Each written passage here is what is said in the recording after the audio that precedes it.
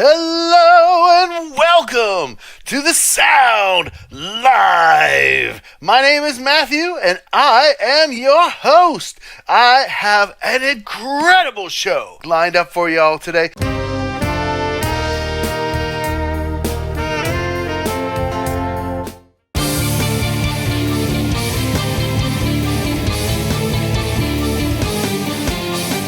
Eve is going to be here in just a minute, but right now, let me introduce my first two special guests, starting off with Jennifer Valaket. How you doing today, Jennifer?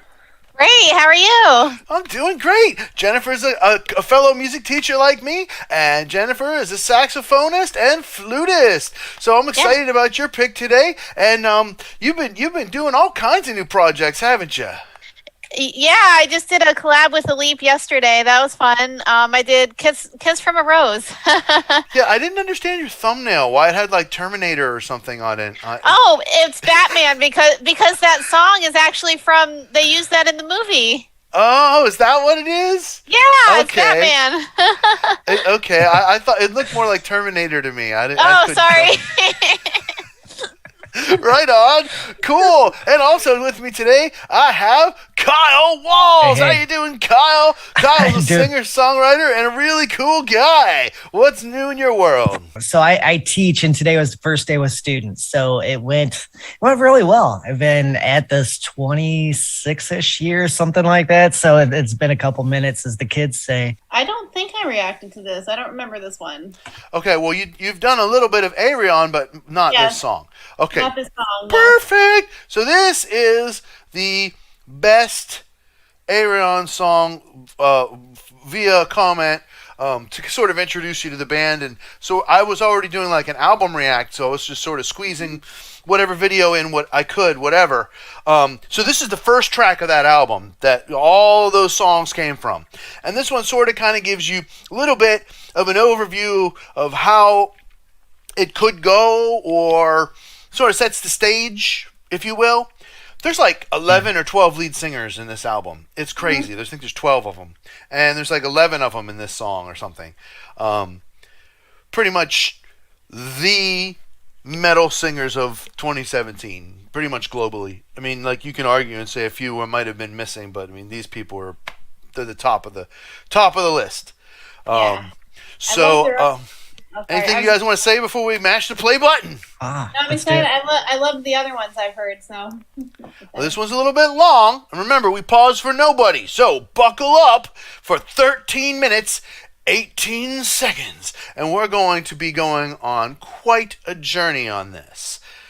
All right. Mash the like button, everybody. I need you to mash that like button so we can get some more people up in here, because I'll tell you what, there's a few people in here and you're awesome, but we need more. Let's multiply. So hit the like button, share this stream out so lots of people can see it. We want all the Ayreonauts to know about this. We were just about to start Ayreon the day that the world breaks down. And I was just announcing it, and then you popped in. Welcome, regular sound guest, Evelyn Holland. Eve is a singer-songwriter and founding member of the band Keys of Solomon. You can check out her work right now at keysofsolomon.bandcamp.com. So, without further ado, Musicians Panel reacts to Ayreon, the day that the world breaks down from the source, 2017. Here we go!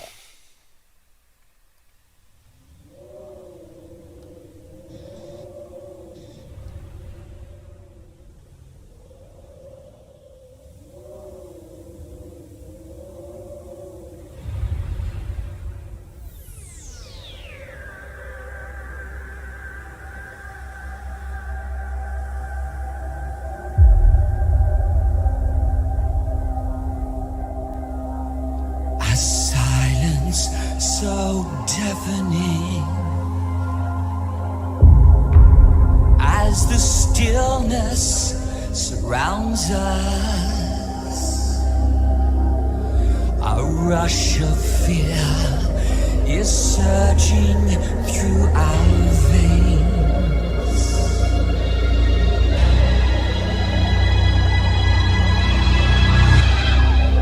A shadow so menacing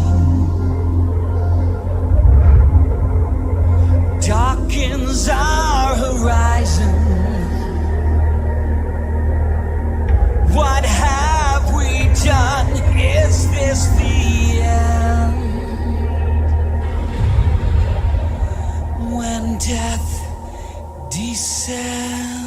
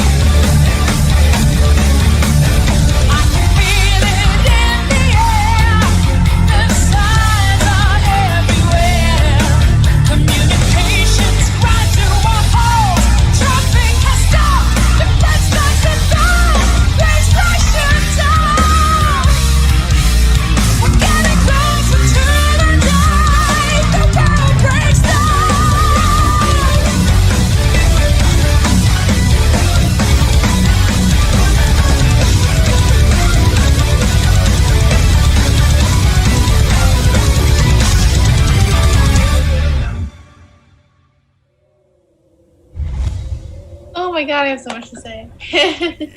Yeah. So we're just gonna let the wind blow here while we talk. That is one of my favorite songs now. The reason why I picked it for today is because from 2 months ago when I had Sarah react to this. That video is just about to premiere on my channel like tomorrow, and so it was just fresh in my mind. I was like, so when we restarted that, right, and we got to about 4 or 5 minutes, I was like, yes, this is what I wanted. This is awesome. Okay, Kyle, it's done with the wind sounds here. I want your reaction, my man. What do you think? Oh, wow, there's a lot going on. What I really enjoyed. I like the commentary on the video. That made it so much more engaging than if it was just audio or something like if the screen didn't change. So it's a masterpiece video. Well, any musicians watching that think, oh, I'll just put like in some piece of artwork and have stuff, put a little bit more effort and at least put some put some explanation of what's going on. I thought that was really cool. I'm trying to pick a spot to start. I liked thinking about his guitars and setup and the different musicians, the violin part, his use of melody in a compositional sense to convey like a sense of plot change, plot points, and to punctuate the lyrics and what was going on. That was really cool. I'm trying to think if I would have encountered this when I was like, I don't know, 13 or 14, whenever I would lay in bed all night listening to music instead of going to bed to get ready for school, things like that. I would have ate this up. I would have, just absolutely adored this. And that is not a knock against it. Me being, the old guy of the group here. I always Kyle, that's sounding a little pretentious. Yes, I know. I know that's your crown, as people always tell us. Yeah.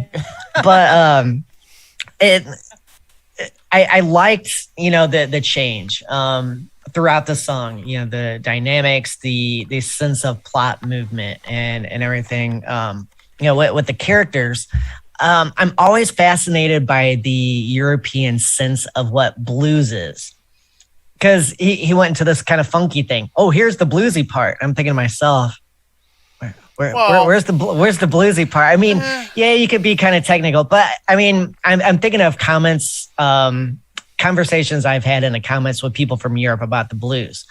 Well, Kyle, here in whatever country it is, we play the blues and blah blah blah blah blah, and they're talking about something a little different than like, what an American might say. And I'm not saying either side is particularly right. I'm just saying people have different perceptions and visions of what that musical style is or musical genre.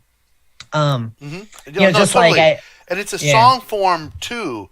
Like, like there's several blues song forms. And those song forms make it a lot easier to write songs because it's kind of like a skeleton, like a structure that you've already got there. Right. I would agree with you that it was sort of more like, more like funky groovy rather than bluesy, but that's a minor point. Right. Yeah. The part in the middle with the singer doing the binary part, the 0-1, it reminded me a little. Yeah, it reminded me a little bit of Clutch. I don't know if you know that one Clutch song, Zero. I used to know the title because I played it every once in a while. Now I forgot the title as I went to say it. But I like those aspects. It's fun. It's a fun story. It's something very, very musician-y, to look at it. And it reminded me of like classic stories in opera. Just in a, contemporary framework, which is cool. I mean, I could probably be nerdy and criticize some problems with the story, but that's not the point. I mean, when you're a musician writing a story, you're not trying to write something that's, accurate in different levels. You're just trying to convey, feelings and stuff and give the music some sort of lyrical vessel to, tap into different feelings and give, as opposed to like if you wrote out a story, you want the story to be cohesive, to go from, point to point to point and make sense and carry the reader along. But when you do that in musical form, you can leave out a lot of details and things and still carry a listener along. Music is such a different vehicle for plot movement as opposed to text or something, If one is trying to create an experience like a book, I mean, music is like almost the perfect vehicle because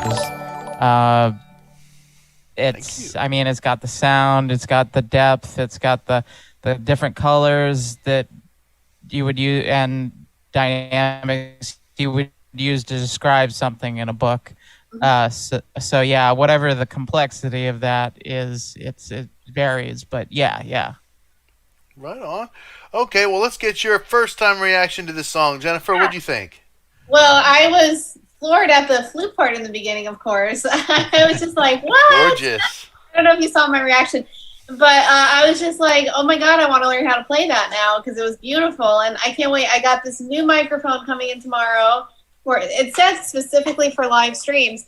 So anyways, but I'd like to record the flute on that and see how it sounds. But anyways, I would love to try that piece though. I love the flute. I love the story along with it. I loved how the one part he was like, well, they thought the media said that we were not friends, but actually we're friends. And this is, I just love, again, like what Kyle said, I love reading the commentary on it. But it just, I know it was supposed to be like this, but it reminded me of just like the space movie or something. That was really cool. And then when they kept saying the end and all that, I was thinking 2020, I couldn't help it, but the vocals were amazing, and Floor Jensen, I love her. Oh my gosh, like she's so good. They were all really good, and I love how he was like, "Who's that tall guy in the guitar solo?" And then he was like, "I don't think I can do this live." Like, I'm like, I bet he could. I bet he totally could. His level of honesty is very entertaining. I know, it was really great. I love the whole thing. I never, saw a music video. I don't think that was more than 5 or 6 minutes, and I. Honestly, like I wasn't bored. It's not boring at all. Like it's great. And I was, into it the whole time. So yeah, I was going to say, it reminded me of the old VH1 pop-up videos. Hearing Jen talk about that, it's like, yeah, that's what, because it had you captivated not only with the music, what the lyrics were saying, but his commentary was, yeah. that was brilliant to do it like that. Yeah, and you get to see him playing, the Hammond B3. You get to see the Leslie spinning. He's talking about mixing it in quad with 4 mics. Like all this music nerd stuff, talking about his Ibanez 7-string with the 6-string tuned down a step, and playing through Marshall amp, and this is played on a Strat, just through a Marshall amp, keep it simple, right? All this cool stuff. That was all guitar stuff too, so that was like over my head when he was gear stuff, keyboard stuff, guitar stuff, keyboard. And it's just so cool how he's so humble, and he talks about how incredible all the other musicians are, but you don't realize that he's playing the guitar and the bass and all the keyboards except for the piano parts that the one other guy was playing. He's a freaking monster, totally. He wrote all that, right? Except for, I guess, the melodies that, Michael Mills wrote on the 010 section or whatever. Cool. Incredible songwriting. I was going to comment on that, too. I forgot. That 01 section was like, oh, my God. And he just came up with that on his own.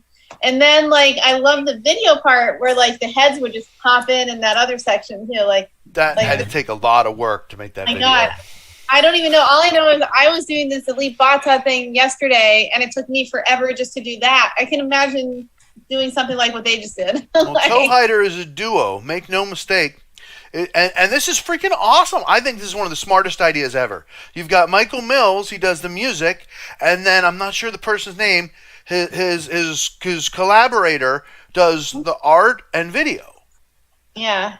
And so it's a true collaboration. Like, you know, they'll do live streams, and you know, Michael Mills will be singing, and then you'll see the other dude drawing, like in real time. Like he's like drawing like mushrooms or whatever while he's singing. And it's just really cool. You know what I mean? Like watching the guy, all of a sudden these mushrooms are getting like really colorful and pretty when before they were just black and white. And it's cool. That's great. But shout out to Toe Hider, really, really, really cool band. You know, there's just such an incredible amount of talent in this song, and that's why I wanted to share it with you, Kyle, because Thank it's you. freaking awesome. And you too, Jen. Yeah, that was amazing. Thank you. Any more comments about this before we move it on forward? That was so dense, you know, and that is, you need to hear that a few times and then, you know, absorb a lot going on.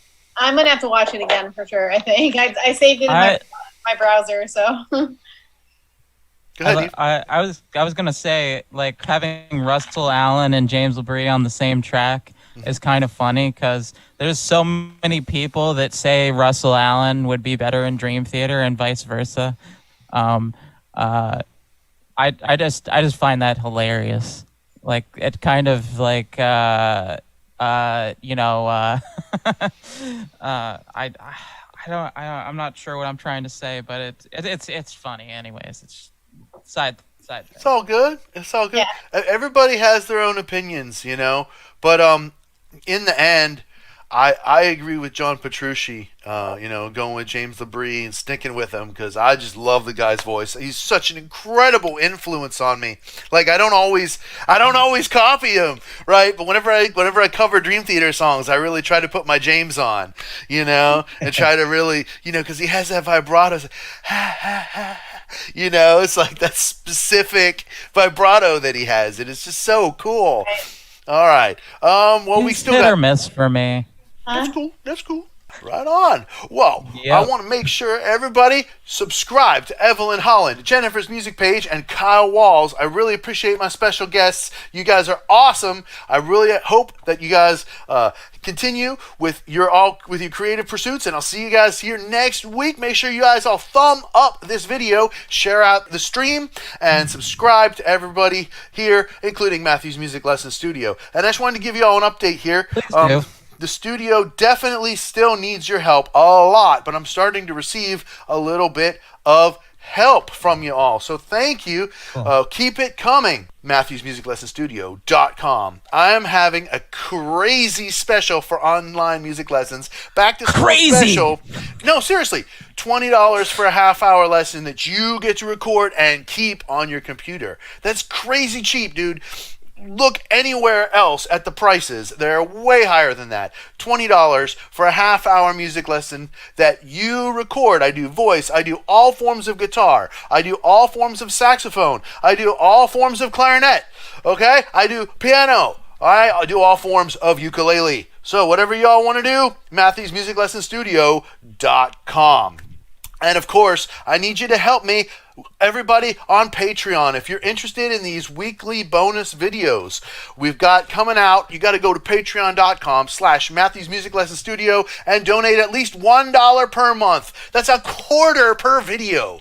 Come on, that's so cheap.